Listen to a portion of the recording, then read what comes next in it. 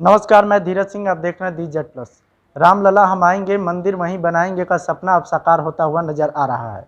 Supreme court के फैसले के बाद कल यानी 5 अगस्त को भूमि पूजन के साथ ही मंदिर निर्माण की कार्यवाही शुरू कर दी जाएगी। इसी पर आज हमारे साथ बात करने के लिए भाजपा के वरिष्ठ नेता व पद्म भूषण पुरस्कार से सम्मानित हुकुमदेव जी हैं।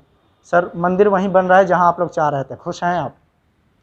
देखिए, हम लोग चाह रहे थे, ये महत्वपूर्ण नहीं है। मंदिर वहीं बन रहा है जहां राम की जन्मभूमि है, जन्मस्थल है।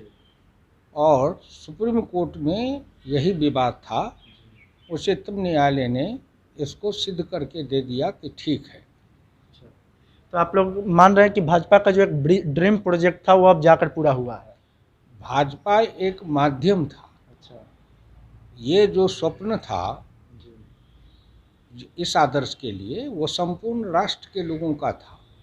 संपूर्ण राष्ट्र का मतलब जिन लोगों को राम के प्रति, सनातन के धर्म के प्रति, अपनी संस्कृति के प्रति और अपने पूर्वजों के इतिहास के प्रति जिन लोगों को आस्था है, मन में श्रद्धा है, उन सबों के विश्वास को आज सफलता मिली है। कैसे याद करते हैं भाजपा के, चाहे वो कार सेवक हों, चाहे जो राम मंदिर आंदोलन को लेकर जो शामिल हुए, शहीद हुए, उनका सपना अब साकार होता है, उन लोग को कैसे याद करते हैं आप? देखिए, वैसे तो उस की जो लड़ाई है उसमें प्रारंभ के से ही हजारों लोग शहीद हुए। इसमें जो लड़ाई हुई थी, युद्ध हुई थी परदेशियों के साथ, उसमें हजारों लोग शहीद हुए। लेकिन वर्तमान समय में जो राम मंदिर निर्माण का जो आंदोलन चला, उसके लिए जो वहाँ आंदोलन में गए वो लोग शहीद हुए, वो लोग पूजनीय हैं, वंदनीय हैं। और मैं तो आग्रह करूँगा कि राम मंदिर का निर्माण हो, उसके साथ साथ एक उस आंदोलन में जो लोग शहीद हुए थे उन सबों का नाम पता का शिलापट्ट भी लगना चाहिए, जिससे आने वाले संततियों को ये विश्वास हो कि किसी काम में अगर लोग अपने को बलिदान करता है तो उसकी स्मृति रहती है। वो भी अगर बन जाए तो बड़ी अच्छी बात है। पीएम मोदी के भूमि पूजन के कार्यक्रम में शामिल होने को लेकर भी विपक्ष सवाल उठा रहा है कि ये धर्मनिरपेक्ष के खिलाफ है, कैसे देखते हैं इसे? देखिए, धर्म निरपेक्षता अलग बात है और सर्वधर्म समभाव अलग चीज़ है। ये दोनों व्याख्या यहाँ होती रही है। कोई धर्म निरपेक्षता कहते हैं, कोई पंथ निरपेक्षता कहते हैं, कोई सर्वधर्म समभाव कहते हैं। नरेंद्र मोदी जा रहे हैं, मंदिर निर्माण का काम ट्रस्ट कर रहा है। सोमनाथ के मंदिर का निर्माण ट्रस्ट से हुआ था और वल्लभ भाई पटेल उस समय के गृह मंत्री थे, वो उस ट्रस्ट को बनवाने वाले थे। जवाहरलाल जी ने जब वो मंदिर बन गया और उसमें ये प्राण प्रतिष्ठा यज्ञ हो रहा था, उद्घाटन, तो सरदार पटेल ने डॉक्टर राजेंद्र प्रसाद जी को आमंत्रित किया, नेहरू को किया। नेहरू ने जाने से मना कर दिया और उन्होंने डॉक्टर राजेंद्र प्रसाद जी को भी रोका कि आप मत जाइए। लेकिन डॉक्टर राजेंद्र प्रसाद ने कहा कि मैं अवश्य जाऊंगा, और भारत के राष्ट्रपति वहाँ गए और उन्होंने उस मंदिर का प्राण प्रतिष्ठा यज्ञ में भाग लिया और मंदिर का उन्होंने उद्घाटन किया। तो ये एक बात जो लोग कह रहे हैं कि नरेंद्र मोदी जी को नहीं जाना चाहिए, तो लोग गलत कह रहे हैं। नरेंद्र मोदी, उच्चतम न्यायालय का आदेश है, ट्रस्ट बनाने का काम सरकार का था, निजी ट्रस्ट है, उसमें जो भी धन लगेंगे वो देश दुनिया भर से वो पैसे आएंगे, संग्रह होकर के उसमें लगेंगे। प्रधानमंत्री जाएंगे शिलान्यास, तो ऐतिहासिक काम है। अब ईश्वर की कृपा से कि श्री नरेंद्र मोदी के प्रधानमंत्रित्व काल में ही यह फैसला होना था और उनके द्वारा ही उस राम मंदिर का शिलान्यास होना था। ये पूर्व निर्धारित घटना है, पूर्व निर्धारित विधाता के द्वारा बनाई हुई घटना है ये, कि ये अवसर श्री नरेंद्र मोदी जी के हाथ से ही इस कार्य को संपन्न होना था। इसका क्रेडिट पीएम मोदी साहब को देना चाहेंगे? नरेंद्र मोदी जी को जो क्रेडिट देना चाहेंगे लोग, कोई देना चाहे कोई न देना चाहे, इतिहास जो है वो साक्षी रहता है।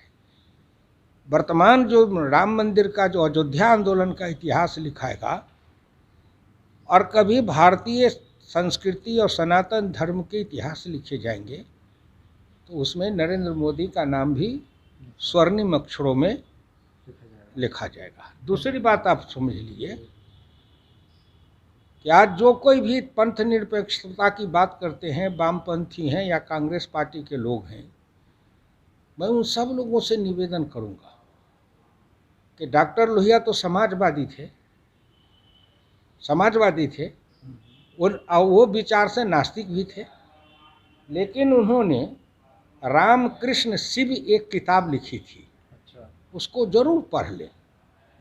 कि उन्होंने कहा था कि राम उत्तर से दक्षिण के देव हैं, कृष्ण पश्चिम से पूरब के देव हैं और शिव संपूर्ण जन जन और मन मन और कन कन में समाये हुए त्रिदेव हैं, असीम मर्यादित और उन्मुक्त व्यक्तित्व।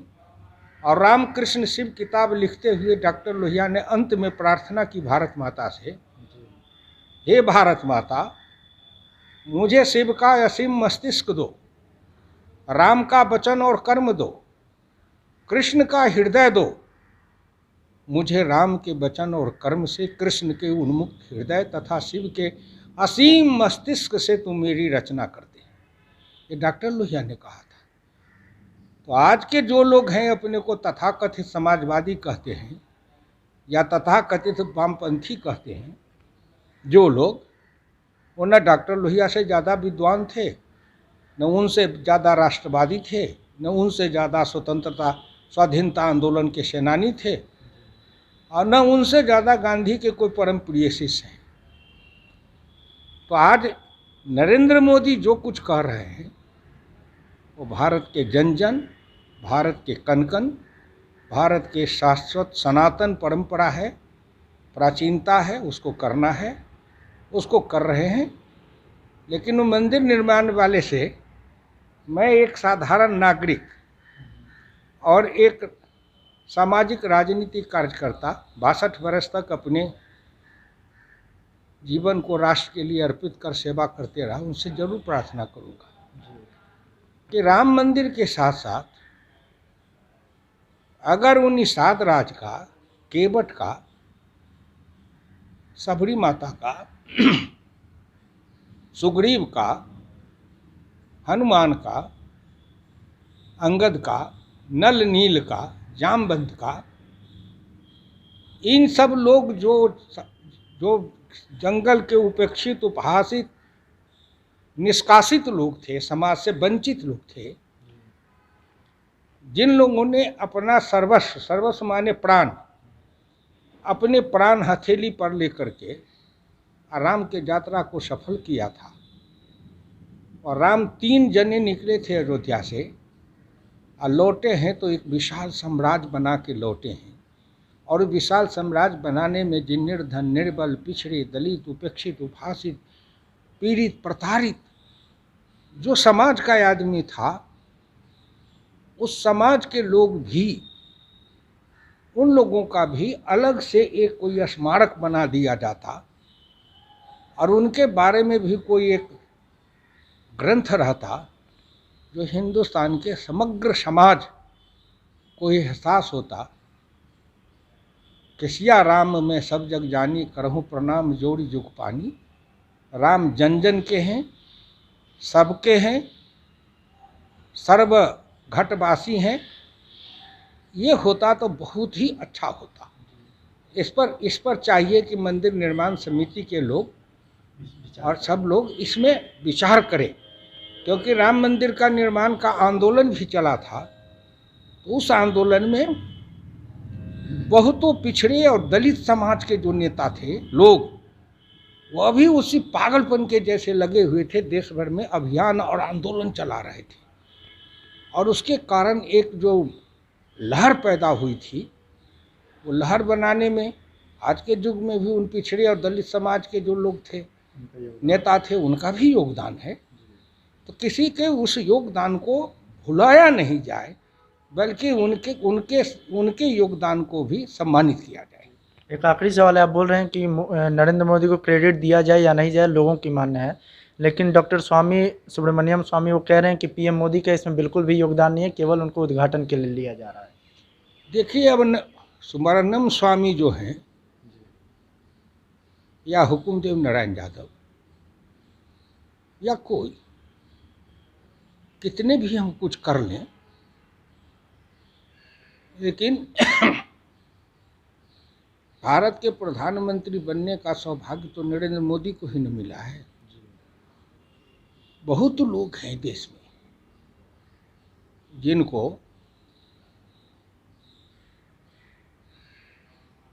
जिनको इस बात की पीड़ा है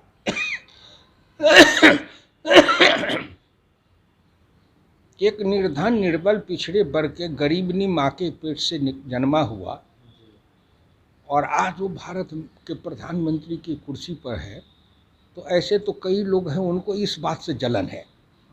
जलन। दूसरे कुछ लोग हैं समाज के अंदर, पूरे देश में, उनको अपनी विद्वता का भ्रम और अहंकार है। ये तो ऐतिहासिक तथ्य और सत्य है।